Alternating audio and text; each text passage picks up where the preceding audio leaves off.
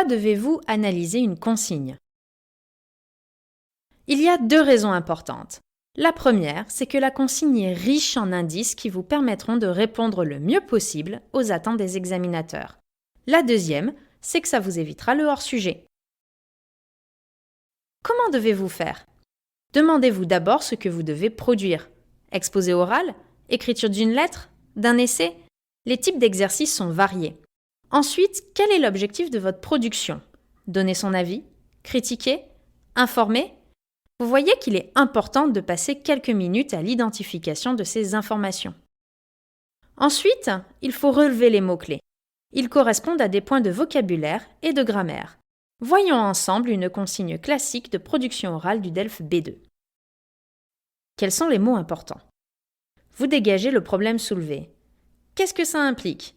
Vous devez identifier une problématique. Il s'agit d'un problème présenté dans le texte et autour duquel vous construisez votre exposé. Pour introduire le sujet, vous pouvez dire « Ce document aborde, il s'agit de… » Présentez votre opinion. Attention, il ne s'agit pas seulement de présenter un texte, mais bien votre opinion sur celui-ci. Et pour cela, vous devez utiliser des expressions variées telles que « Il me semble que… » Pour ma part, je suis persuadé que… de manière claire et argumentée. C'est un élément important du niveau B2. Vous n'allez pas présenter votre avis dans le désordre. Tout doit être organisé. Alors, utilisez des connecteurs.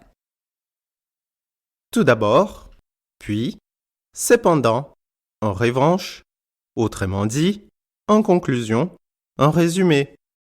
Vous défendrez votre point de vue.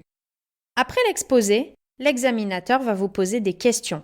Il va sûrement avoir une opinion contraire à la vôtre. C'est normal.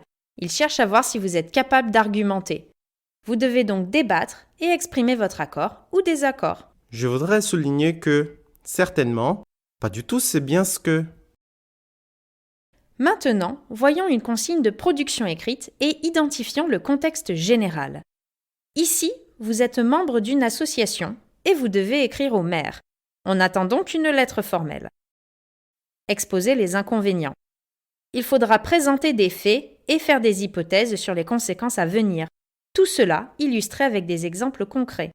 Au niveau grammatical, on s'attend à du futur et même du conditionnel. Pour illustrer, par exemple, les chiffres montrent que, on constate que. Pour les hypothèses, cela aggraverait la pollution en ville et ainsi le réchauffement climatique.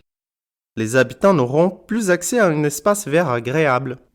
Proposer une autre solution plus écologique. Une proposition implique l'utilisation du conditionnel pour garder le caractère formel, ainsi que des structures entraînant le subjonctif. Il vaudrait mieux utiliser un autre lieu. Nous aimerions que vous proposiez ce projet aux habitants via un référendum. Il faudrait que vous plantiez plus d'arbres dans la ville. Et pour finir, n'oubliez pas de compter les mots. C'est un élément primordial du respect de la consigne. Vous voulez en apprendre plus? Allez voir les autres vidéos de notre série et à bientôt!